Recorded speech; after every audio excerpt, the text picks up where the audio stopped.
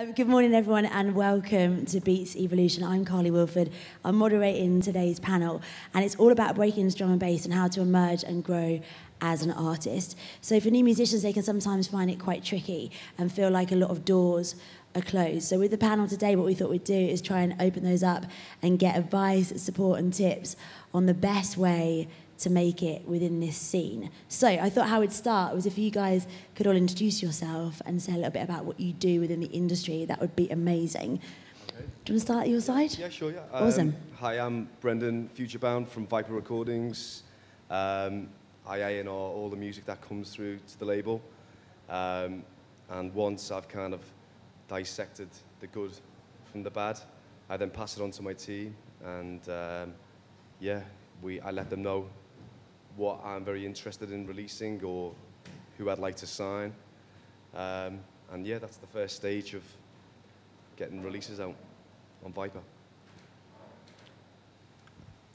Hello, I'm Adam Savage from Backdrop Promotions, a company I set up about 8 years ago.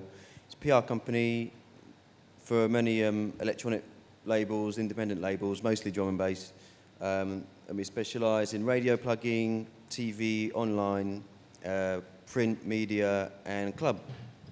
So I work with various labels like Shogun Audio, Critical, Ishchat, Valve, many, to make sure that their artists, their releases, and their brands gets the right eyeballs on it or the right ears listening to it, pretty much, in a nutshell. Amazing. Hannah?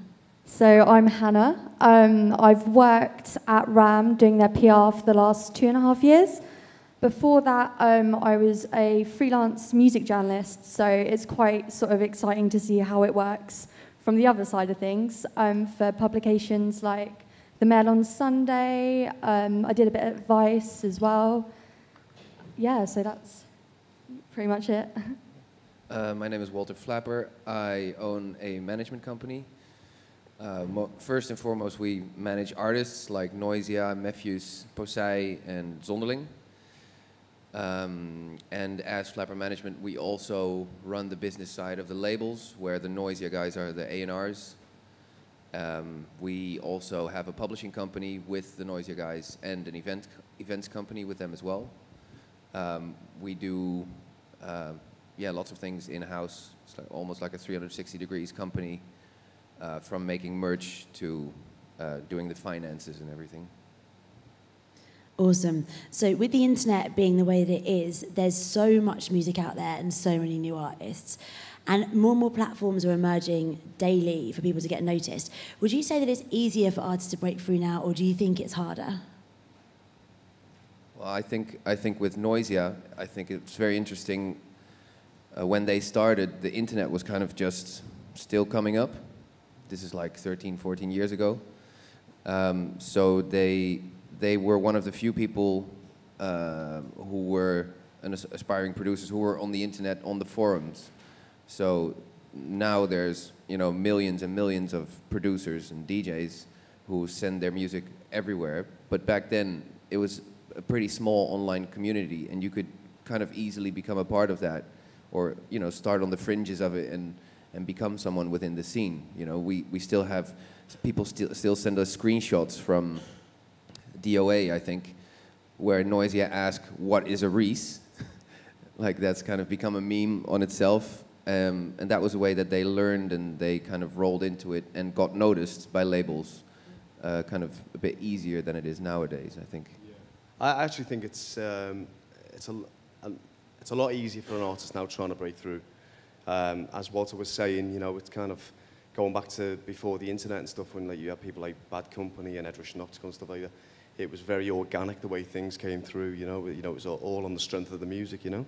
But the whole social media side of things, it changed the game massively for everyone. Obviously, watching YouTube tutorials is a massive thing. That's kind of helped the process of going from A to B as an artist. And learning new techniques and skills, and obviously communicating with a label, and obviously the people that you want to get your music heard by, that has massively helped. new people coming through. Adam, it started off a while back that bloggers were really key.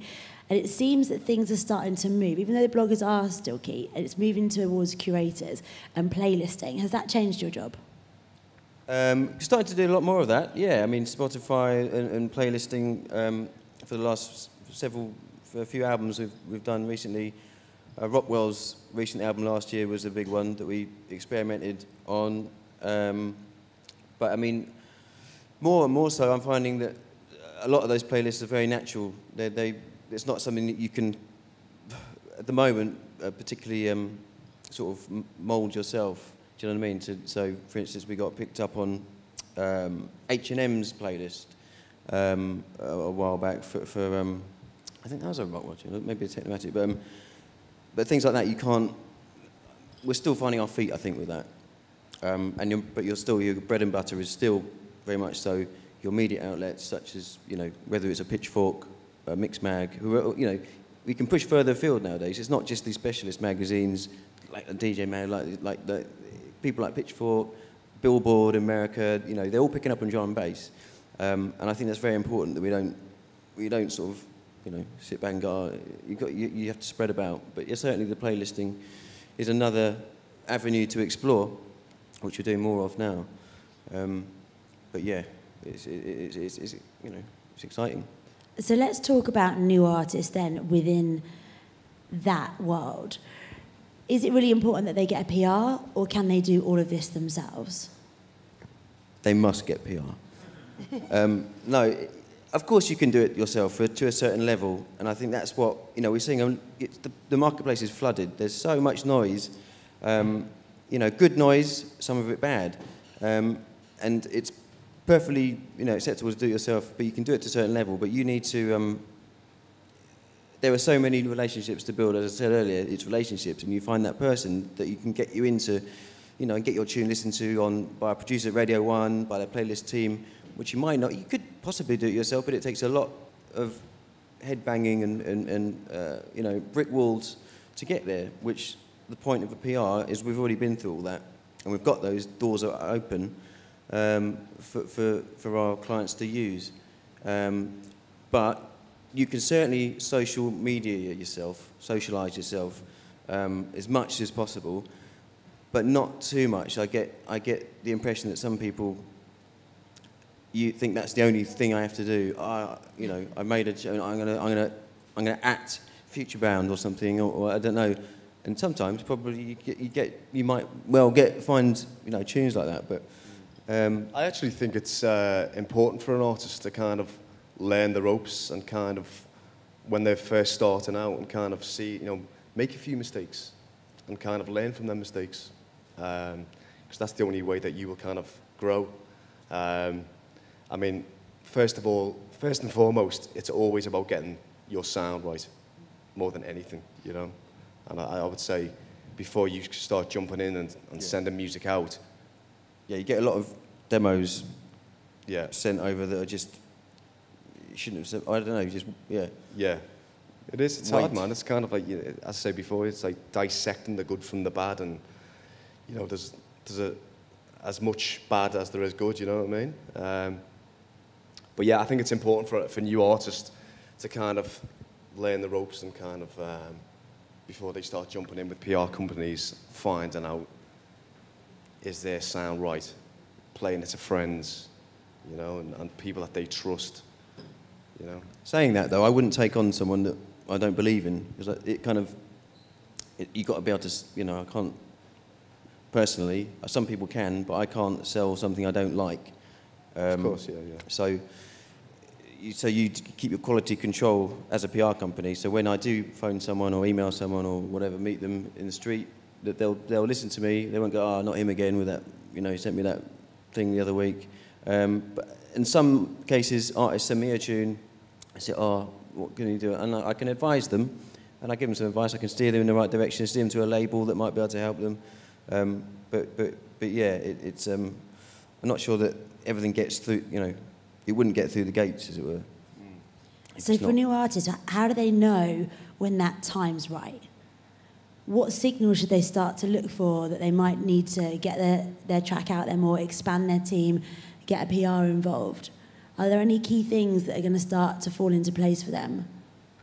Well, I think in general, if you've picked up momentum by yourself, and then, yeah, I would say if you then do like a bigger release, so a bigger EP or an album, then it can be worth to get a PR. But most of the time, it's something that you would talk to the label about as well. Like, guys, you know, can we get a PR company on board?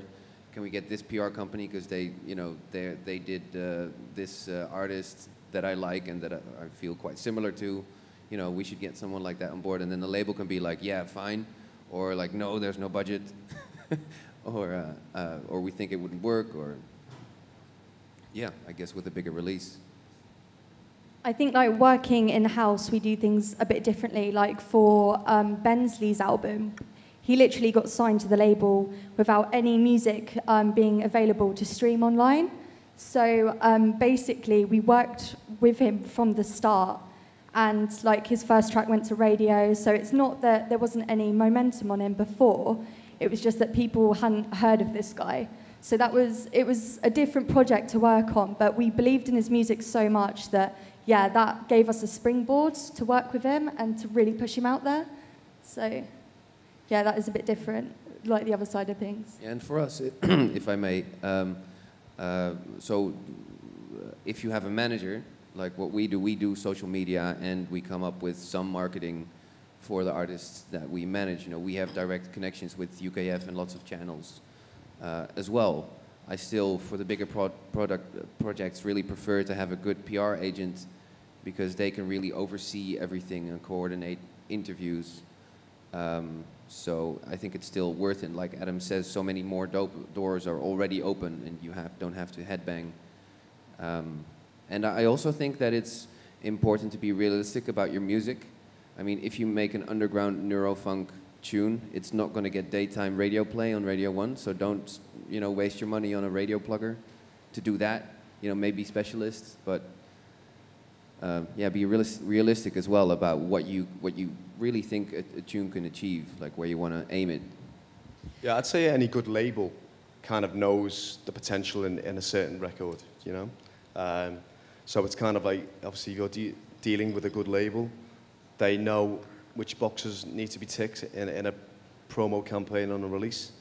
So, yeah, you know, you've got to trust in them sort of people who are doing it on a daily basis, you know. With so much internet noise, people can sometimes come up with creative ways of getting themselves noticed. And obviously within the PR world, that happens a lot. Do you guys know of any situations that have completely fallen flat because people have tried to do something a little bit too creative and it's backfired? Are you looking at me? I'm looking at you. No, everything always goes completely to plan. No, I'm not going to tell you about that. That'd be bad PR, right? No, there's not particularly. Can you tell us about your friend that it happened to? Yeah, him. Is this mate of mine? No, I can think of a time where something we didn't plan happened that was bad but turned good, which is when we gave, I'm sure you remember Rockwell's Detroit tune, which is just like, we got that and we were like, what the hell do we do with this? So we gave it to Zane Lowe, and he played it that night on the radio and blew up his sub in the studio. So he blew up the studio sub, all the music stopped on Radio 1, and Zane was like, what's just gone on? Rockwell's just blowing up my speakers. And from that, Tom grew a lot of sort of notoriety amongst all the producers there and things, and now we can, you know, and it's gave him a little story, a little angle that we was like, oh, it's great, we can use that to get us into this magazine and that website, blah, blah, blah. And now you can send someone a Rockwell tune at radio and, you know, tends to blow up. That thing last year, Please, Please, Please, Play Me on the Radio, tongue-in-cheek title, actually was his biggest radio tune yet, and it's a crazy one. So I think that was helped somewhat from that accident that happened to Zane. So that's accidental wrong that went right. I have a story. It didn't really fail, but April 1st, Dave Jenkins from UKF approached us like, hey, we want to do an April Fool's joke with you guys, with Noisia. And I went to the guys and said like, hey, you know, they want to do an April Fool's joke. What can we do? Like, and then we spoke about it. And then Thomas, who works for me, came up with the idea to say that we're going to change our name from Noisia to Nosia, because everyone is always spelling it wrong anyway, like leaving out one of the I's. I believed that for a day. You believe that? A nice one. Yeah, because it's yeah. So Dave Jenkins wrote up a story about it, and we gave him some information, because on Google the search results, the top search result is now like Noisia, or then like you get the better whatever. Like, so he wrote up a really nice piece, and we published it on April 1st on UKF, and then it had a lot of reach. The only downside about it is that now, if you Google for the Noisia logo, now the new Noisia logo, I think you get, or if you Google Noisia logo, then you get the wrong one that we made for that article as the first one. So actually one promoter put it on, not on a flyer, but on like a backstage rider. So no harm done there, and some people still believe that we're called Noisia now. So onto social media. Obviously, there's platforms, Twitter, YouTube, SoundCloud, that new artists need to be involved in. That's essential. Is there anything else, and any other platforms and things that artists should be doing apart from that to get themselves noticed? Well, I always feel like I should be doing Snapchat, what you were doing just before we started, but I have no idea how to use it. I feel like a complete I'm with geek. you on that. I haven't joined. You haven't? Yeah, I haven't done it either. No. Like, I don't know what to do with it. And the guys, but that's up to the artists as well, because the Noisia guys are just like, what the fuck, you know, what what should we do with it? We don't feel like filming in our studio 10 times a day. And I know, you know, Matthews is the same. I think Posei is a bit more on that kind of stuff. But, yeah. I think Snapchat is really, really important. It's one of those things that's starting to grow at such a ridiculous rate. Children under the age of, people under the age of 25, it's literally become almost like their TV. It's the thing that they watch. It's like a reality show. How do we use it, Carly? do you want me to explain now? Or should we do it after? Maybe after. I'll give you a little tutorial after.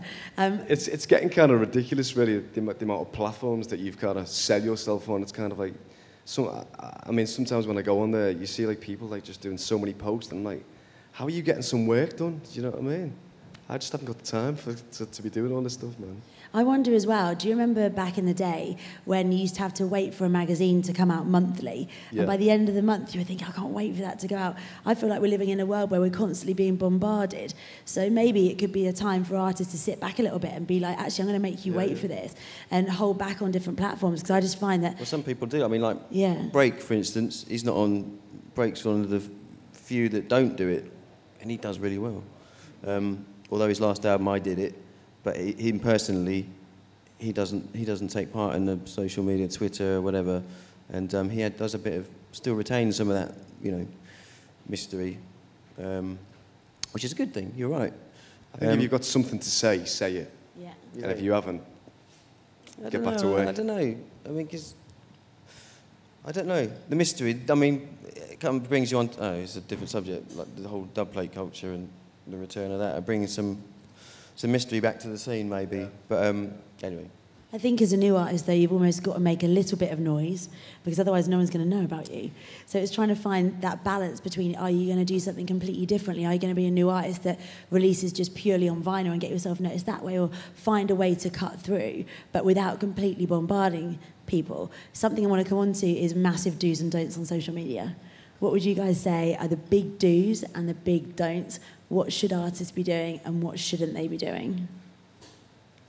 On social media in general, well, I think as an artist, you shouldn't rely on posting memes and getting lots of likes through those, and then, because then it often goes the way that, okay, you post a meme about something to do with DJing or pizza or whatever, and then you get a lot of likes, and then when you post something, you know, your own music, then actually you don't get any likes, and it's not. And I think you have to be kind of talking about your own story, your story as a musician, and not try to just post something that gets the most likes. It has to be kind of part of what you do, And it's difficult. I mean, with Noisia, we cry a lot in the office when we do Facebook posts because we think we have a really good idea and then it just bombs completely. And you're like, what the fuck? This is just as good as the other idea. They got 3,000 likes and now we got 100. What's going on? And then sometimes you post in Hamburg you have a venue called Übel und Gefährlich. It's an old, huge Nazi bunker. It's like 50 meters high or whatever. And then up in there's a venue. And so we took a photo of that from the internet and just posted that and said something about the venue and being excited to play there. And that got like heaps of likes. So that's something that works for us. And then now, for instance, we're doing the Outer Edges show tomorrow, so audiovisual production show, and we posted a trailer on Facebook, and then we posted it yesterday, like we're so excited to play, and then we gated it to the people that will be at Let It Roll, so people from the Czech Republic and surrounding countries. But then now we have like 200 likes or something on that, which is not great. So then when you post content like that, you're like, we had this video made, really nice trailer of 20 seconds. And you're like, well, come on, this is what it's all about. Please like it. But yeah, it doesn't always work the way you want it to work. Yeah, it's become really hard on Facebook these days in China, obviously, unless you're spending money, you're not really going to get a lot of traction, It's like we were away in America the other week, and we kind of, our record for Control had just sold 200,000 and went sober. We did a post about it and got hardly any traction. Then posted something completely non-music related, and it just went crazy online. I was like, does anyone care about the music? Yeah, So, well, this goes back to your point, there's so much around, we're being bombarded all the time with stuff, and perhaps we should try and, it's good to mix it up with ridiculous stuff. Yeah, and, I mean, obviously, I think yeah. a lot of people never want to post something that's not looking successful about your career. You always want to come across good online. But sometimes people want reality. They like to see the other side, and Yeah. that's a good way to go about it, definitely. And I think specifically for Facebook, if we want to be very concrete about do's and don'ts, it's like if you don't have to, don't put a link in the text. Because if you link to outside of Facebook, Facebook doesn't like it and dials down your organic reach.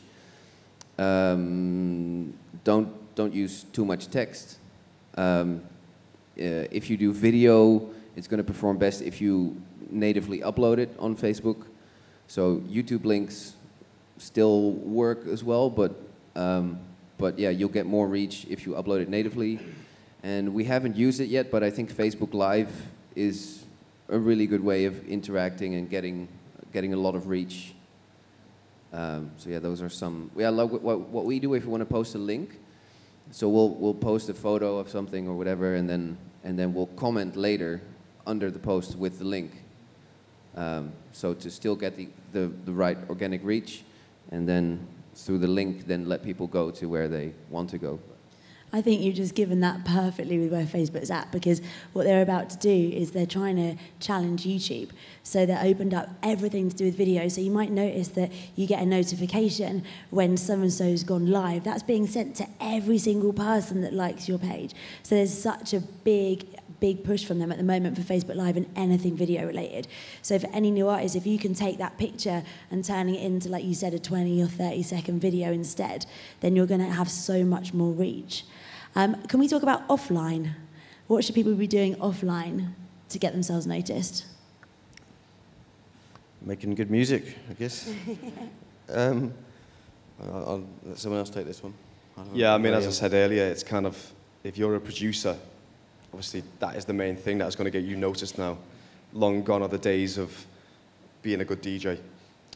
It's all about production, and you can go from A to B pretty fast these days if your production is in the right place.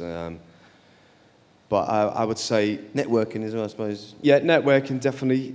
It's all about getting your sound right and being real about knowing where your production is at and stuff, and knowing the right time to send it out to a label, or a DJ that you really like or whatever.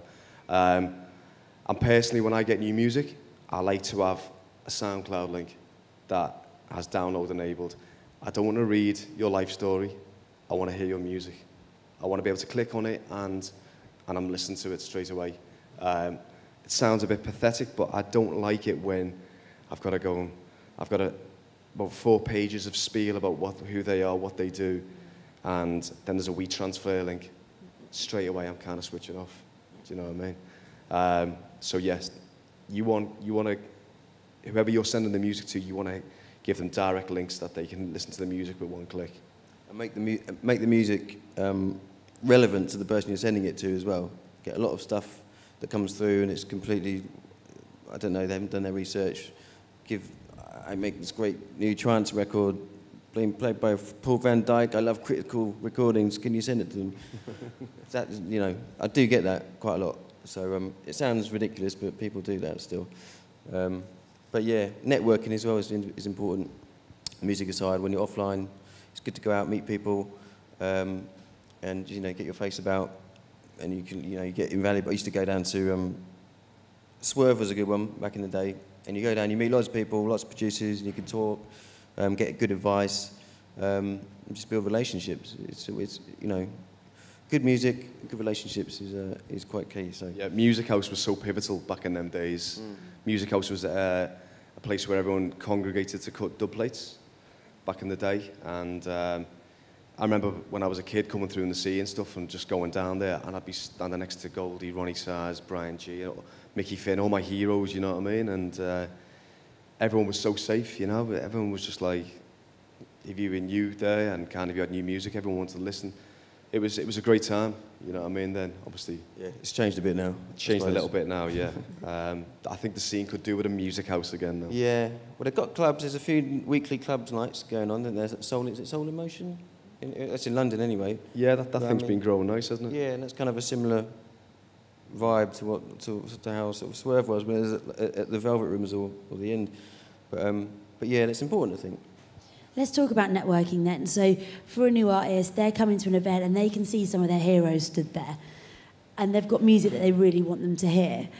It can be really nerve-wracking when you're looking up and you're thinking, right, I have one chance to impress this person. How would you advise that they go about making an approach for the first time? Be really nice about it. If someone has like a spark in their eye, or you know, they come across just intelligent or very passionately, and not forcefully, not like, hey, you gotta listen to my music, or if they're like, sometimes they're super nervous, but that's not really a bad thing. Then I just try to calm them down. But yeah, I don't know.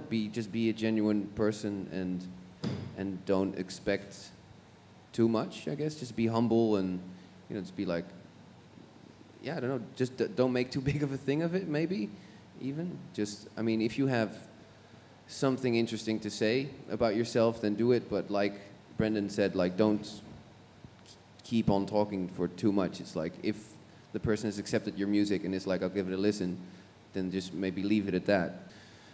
Networking or sending in demos is very much an online thing as well, of course. I mean, we used to have AIM 10 years ago, where the Noisia guys got onto AIM, and suddenly we're in touch with all of these heroes. So that was the shit back then, and now it's WhatsApp and Twitter DMs. And we have, because we've been doing a radio show weekly for a year now, so we have 3 labels. So because of the radio show, the guys have to go through lots of music. So we've developed more of a system for it. So we have just a URL, noisia.nl/demos, where people can send in music exactly how we want it. So SoundCloud with download enabled, I think, or at least have a WeTransfer link in there as well, and you have to fill in your contact details. So it's all like very consistently, it comes into our system, and our studio assistant goes through all of the songs and just keeps the ones that he thinks are sounding good. And then he sends them through to the Noisia guys. I don't know if the label manager is always there as well, but then they just go through all of the songs, and they're like, oh yeah, we'll play this one on Noisia Radio, or want to release this on a record label. And then, so for us, we're actually putting a lot more effort, or we have a lot more time a lot more focus on the A&R side of things for the radio show and for the labels, which I think is great, because then you get a lot more new music coming through. In which case, how important is it that those tracks are mastered properly? Sorry? How important is it that those tracks are mastered properly? I am not a producer myself, so I don't know how much my opinion is worth on that, but I think the guys can listen through it even if it's not mastered. I think they can, if there's talent in there, you know, if there's something in there that is just proper good, then they'll hear it, I think. But yeah, if you can, just make the tracks as, you know, sounding as good as possible, as finished as possible as well. Yeah, that's an added bonus for me if it's sounding like amazingly produced and kind of the sonics are amazing. For me, when I'm listening to new demos, I'm constantly doing three other things. And whether I'm listening to the new scientific release he's just sent me, whether I'm listening to this new unknown guy I've never heard of before, I'm constantly doing something else. And I'm doing it on purpose, because if something stands out to me and makes me go, ooh, what was that? You know, that's when I kind of know something's going on there. So it's not all about mastering, it's kind of the body of work itself. It's about, you know, it's about the music and what, the grooves, the melodies and stuff. You can tell when someone can produce good beats and a good producing bass music, you know, bass work and stuff, so. But yeah, especially if people, in our case, then if people send in music for the radio show, then it's kind of crap if we can't just immediately put it in the radio show. You have to go back and be like, can you master it, or can you, like, I don't even think we do that. Maybe if a track is not like ready to go on the radio, you know, there's maybe something in there, but it's not ready to go on the radio. I don't even know if we go into a dialogue with that person and try to send a better version. Yeah. But yeah, for the labels we do, like it's. And you said earlier that sometimes a track will make you go like that. What is it about a track that would make you do that? Is there a formula? It can be various things, you know. It could be an amazing sounding beat. It could be some crazy bass action. It could be a really good top line vocal. It can be anything, a number of things, you know. I mean, sometimes there'll be like some boxes ticked on a record, which I really like, but I know that there's 5 other boxes that I need repairing and kind of. And then that's a case of like, you know, we go back to an artist, then we feed back to them, and we let them know what we think's good and what's bad, and kind of try and tick the rest of them boxes then. And yeah, sometimes it never kind of works out. Some people just take long, and then obviously your attention wanes on that record or whatever. But yeah, most of the time it's kind of like just listening to. I always try and focus on the good straight away, you know what I mean? So, and I would always say the first 30 seconds to 1 minute of a track having the most exciting stuff in it is the best way of catching the listener's attention. It used to be just the intro, though, didn't it? What's that? Used to be this the intro. The intro used to be 2 minutes. Yeah. Didn't it? And then yeah. Anyway, it's changed. But it's definitely harder, I think, from my point of view, for people to make that impression these days. There's so much good music being made. There's so much of it. Inevitably, you know, there's going to be imitation, and which has always happened, of course, sampling and whatnot. But I think it's certainly the playing field is so big now that to make that initial spike and go, you know, for me, I think it's quite difficult. There's a lot of good stuff, but it's sort of here, and to get that peak, yeah. Maybe I don't know. Maybe I don't know. But I'll just say it's just a point of view. It's just an opinion. What you were saying then about imitation, obviously, when producers are coming through, they're obviously listening to their heroes in the scene, the people that they really love. You know, obviously, a lot of people want to sound like Noisia, you know, and I kind of like it when they've copied something and they've got it sounding right and close to that sound, because then you can kind of not release that track, but actually give info and feedback to the artist and kind of try and direct them in a different lane, in their own lane, to kind of create their own sound then. I think it's important to get something sounding right, do you know what I mean? And if that's a case of, I don't know if copying is the right word, but kind of being really inspired by an artist and kind of what they're doing, well then so be it, you know? That's you know, so I don't mind that. I'm going to say something quite out there, but in China they have a very different idea of originality. There you are a great master if you can like paint a bamboo twig and like do every leaf in the style of a different master and like completely perfectly emulate it. So there it's like if you master it and are able to do it exactly like like the previous masters, then you become a real master. And of course here in the West you have to do something really different, which I think is right, because you can't just copy a track and do it just as well and release it. But I just thought that was interesting. An artist got a new track then, and they've sat for hours, they've perfected it, and they're really, really happy with it. And it's the best that they think they could possibly do. At that point, where do they go? What steps should they then take to get it out there to the world? Literally, after they've... Yeah, they've sat there, they're like, this is an absolute banger. I know I've totally smashed it. People are going to love it. What's next?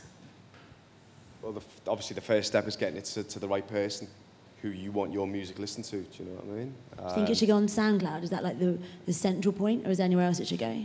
That might... Well, for me it is. Yeah. I just like that one-click link and away, and then a private upload, right?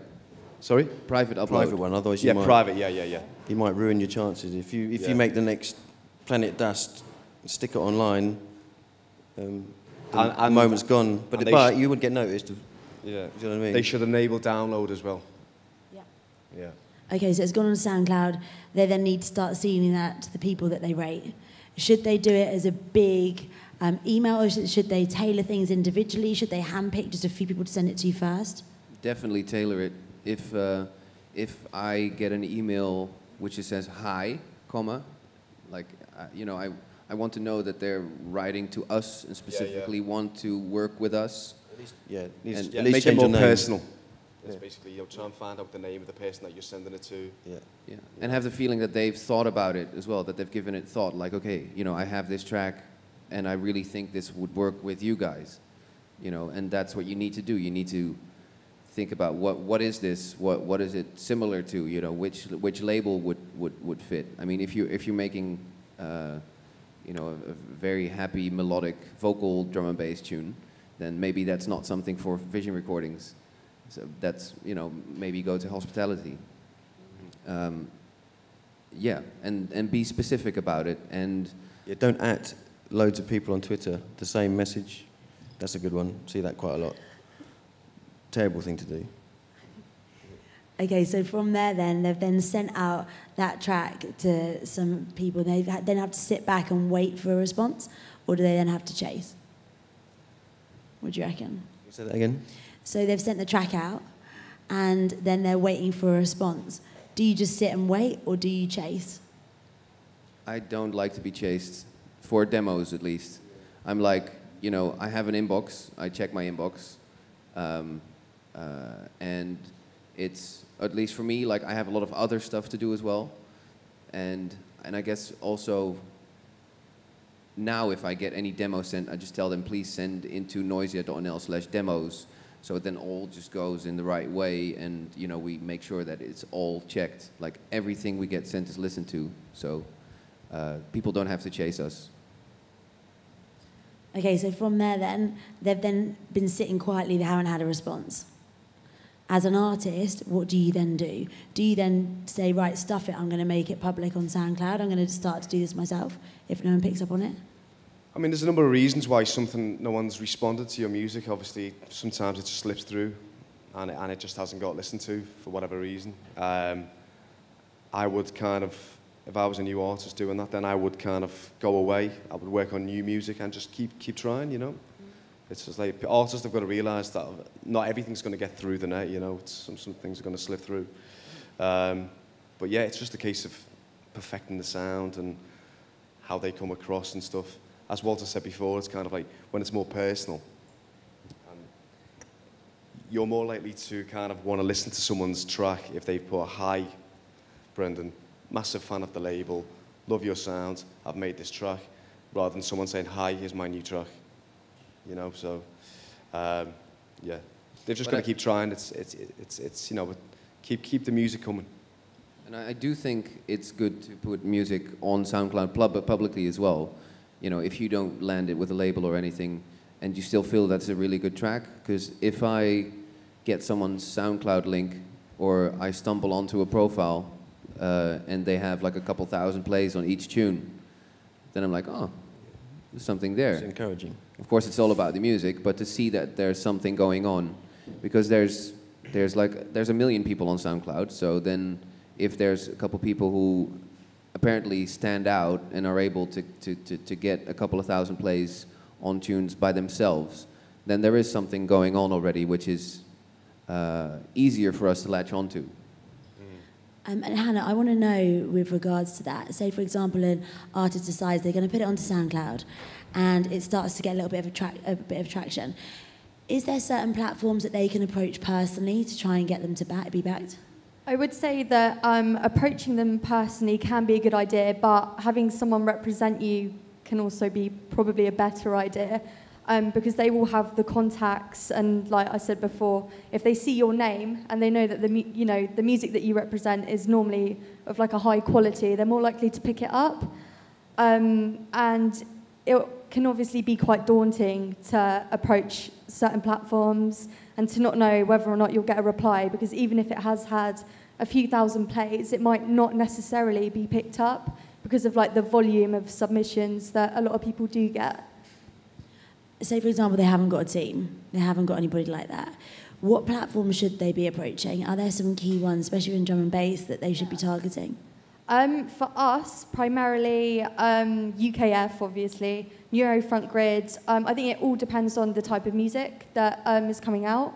We do, obviously, like you've got your mix mags, your DJ mags, Bass Rush as well are great, especially for like the more underground stuff. Insomniac, it does depend on what you're kind of bringing out, really, and what sort of subgenre it fits into.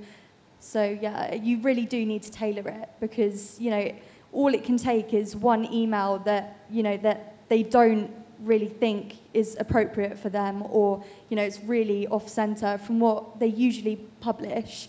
Then next time they can be like, yeah, well, we're not going to go for it again, if that makes sense.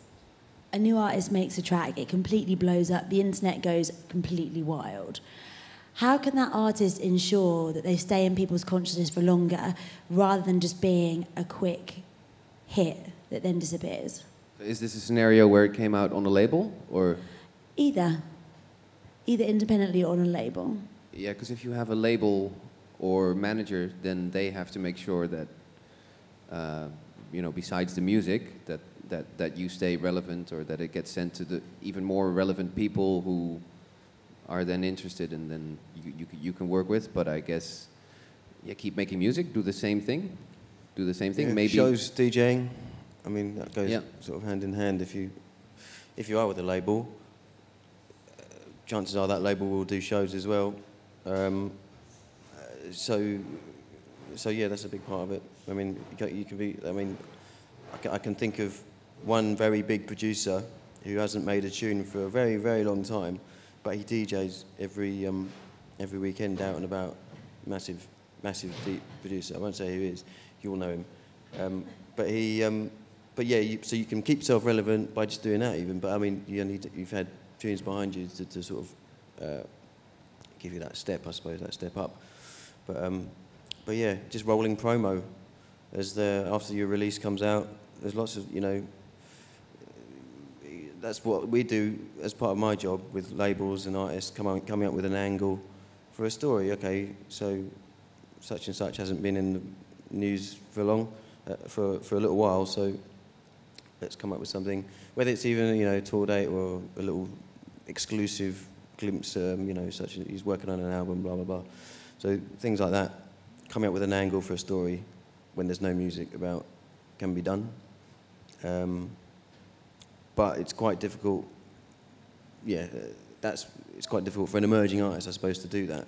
But yeah, you need sort of a foundation behind you of I think any good label or PR company knows how to stagger the promotion on a release. Yeah, you know, good word, stagger. If you put all your eggs in one basket and then it's out there, then there's not much more to kind of talk about that's going to keep the interest.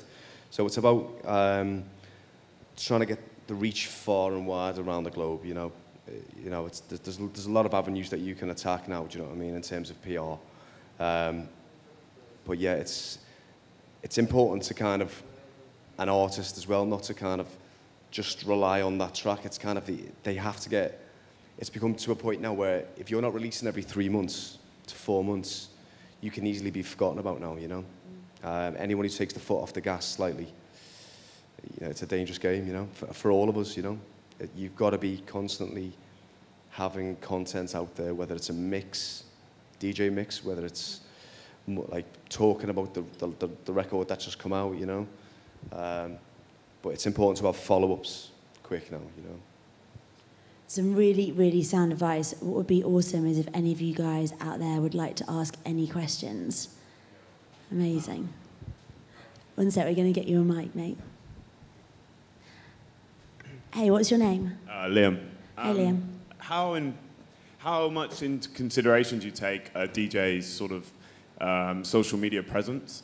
Like, do you prefer music to come in from people that are completely unknown, or would you, say I sent you a track and you thought, oh, it's a good track, and you sort of search me on social media. If I've got lots of followers, DJ page, SoundCloud page, interactions, does that go in your favour, or do you think you prefer people to be a bit more, unknown sort of thing? Well, from Viper's point of view, we're very passionate about bringing new people through. I think the future is always about the next people coming through, you know. So we get a buzz out of taking an artist from A to B. We always have done, and developing people. But I mean, yeah, obviously we're all very busy, so it's always better, for an artist, a new guy, to kind of send through what they're doing. That's how we prefer it. I used to do the breakfast show on a station called Rinse FM, and I used to get sent new music all the time, like literally all the time. And one of the things that I loved was actually when an artist had no following and they sent something through and the music was just unbelievable. And it was those risks that, as a sort of tastemaker, you'd take, because it doesn't matter. I believe that everything else then became insignificant. And I remember I used to say to my producer, I was like, right, we're on air, I've got to send this track. And I'd say to him, right, I want to play it. And he's looking at me going, not again, Carly. I'm like, come on, I just want to play it. I've got a feeling about this artist. I'm going to take a punt on it. I just want to put it on air because I know they're going to be huge.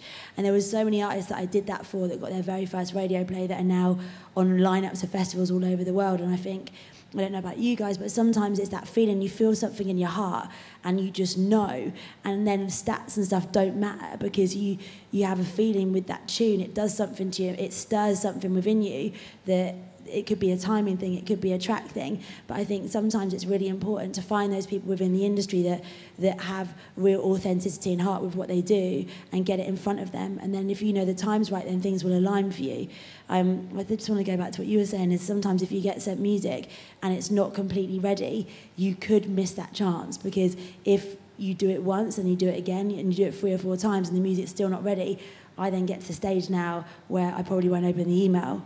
Whereas if you can get all of your things aligned with regards musically and then you send it, then you can blow really easily. The cream will always rise to the top. Always. Yeah. Quality always shines through. Yeah. Any other questions? Amazing. Hey dude, what's your name? Hello, Thomas. Hi. I would like to ask you about the Noisia podcast.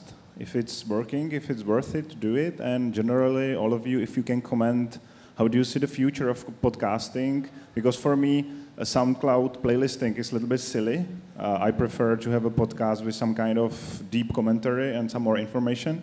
So is it important for you as a label, and how do you see the future of this, if it's going to emerge a little bit more? Well, about Noisia Radio, I think it's going well. From the start, we've had very good plays on SoundCloud, not a lot of plays on YouTube. Like between 5,000 and 10,000, but also plays on YouTube are kind of harder to get than on SoundCloud, so I'm still happy with those plays. And we've been syndicating it to FM and online stations.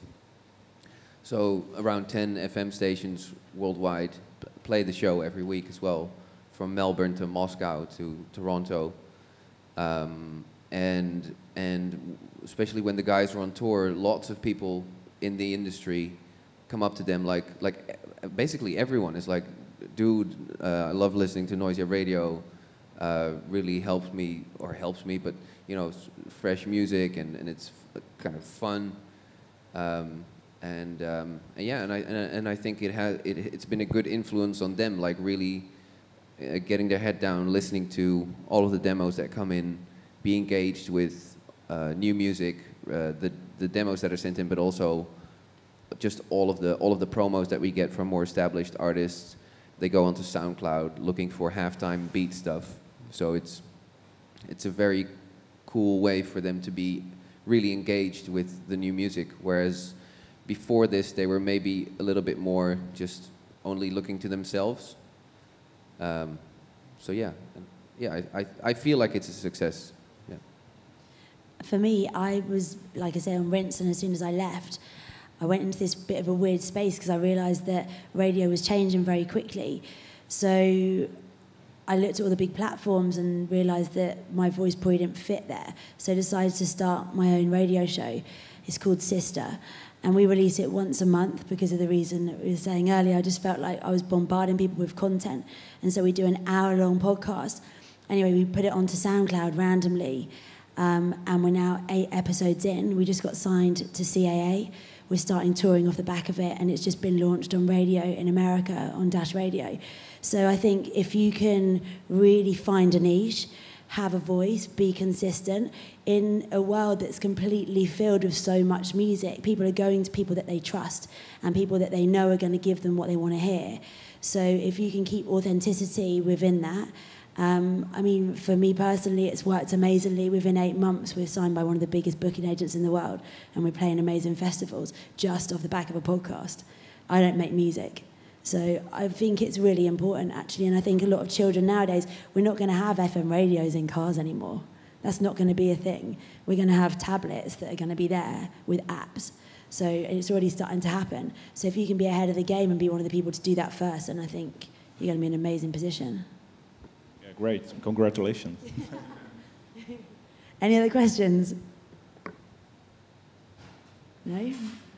Awesome. I just thought of something quite good to get you noticed, going back to the getting noticed point. If you can, remix someone else's tune unofficially and send it to them. That's a good way. It's happened recently with us, and an artist has been signed off it, so, and they're totally unknown. So yeah, do that if you can. As long as you do a good job, of course. Don't send it. Yeah, but if you think it's strong enough, and send it through. That always gets the ears. What the hell? My track. What's going on? As long as you smash it. Yeah, if you don't smash it, don't do it. Yeah. So yeah, that's just occurred to me. Thank you all so much. Thank you all for listening so early in the morning. And can we just give it up for our panellists as well, please? Thank you.